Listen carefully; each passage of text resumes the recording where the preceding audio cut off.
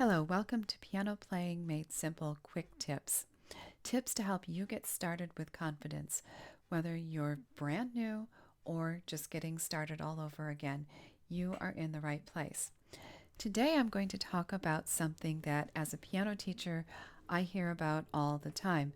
People will tell me if they've had lessons in the past, I did okay, I could read the treble clef, but I really struggled with bass clef, or bass clef just doesn't make any sense. And I got to thinking, why is that? And I think it really boils down to how it's taught. And a lot of times, bass clef is taught in a way that makes it more confusing than it needs to be. If you think about it, the way we teach treble clef, and I'm going to flip over here for a minute. With treble clef, we have line notes, as you can see across that top part, and space notes, as we have in the bottom staff. Now, a lot of times with the treble clef, we learn a little saying called every good boy does fine, or every good boy deserves fudge, or some variation of that.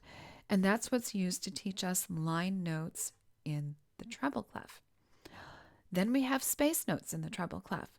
This is a little bit easier because they spell the word face, F-A-C-E, going up the staff. But then what happens is we go over to the bass clef and we try to apply the same logic to this. We look at the line notes, and I've heard one saying, great big dogs fight animals. And then we have the space notes going from bottom to top. All cars eat gas, or all cows eat grass, however you want to say that one. Well, okay, this is all well and good, and it can work. In fact, I did learn this way originally, way back in the Stone Age when I was starting to take my piano lessons. But we're really talking about three different sayings here. We have every good boy deserves fudge, which belongs with the treble clef staff. And now we have two more sayings. Great big dogs fight animals.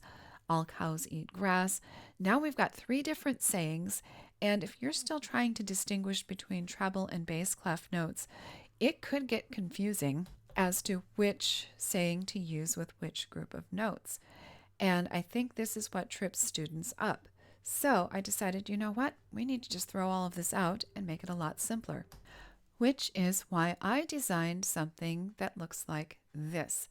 Now, I leave treble clef alone. I figure we can still keep using every good boy deserves fudge and face. Those two make sense. But when it comes to bass clef, we need to throw those sayings out and keep it simple. So I have dubbed bass clef alphabet clef, because if you look at this, if you see those notes in black, the lowest note, the one on the bottom, starts with A. And then if we forget the idea of lines in space, if we just combine them, if we step up the staff, A, B, C, D, E, F, G, we don't have to remember any sayings. We can simply say the music alphabet.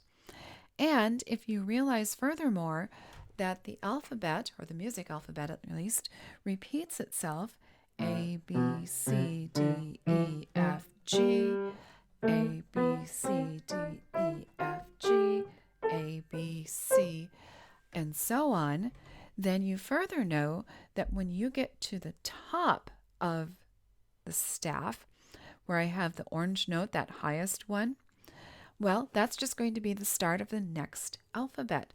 So once we get up to G, A, B, C, D, E, F, G, we're going to start over again with A. Now, if we wanted to figure out this bottom line note, all we'd have to do is think backwards on our alphabet. Well, with the alphabet repeating itself like that, what comes before A? Oh, well, must be G. And that's all you have to remember. Just start calling bass clef alphabet clef. And I can just about promise you that bass clef will give you no more problems in learning to name the notes. So thanks for watching this Piano Playing Made Simple quick tip. If you're ready for more, check out my Piano Playing Made Simple, my online course designed just for adult beginners. And remember, the best place to start is where you are.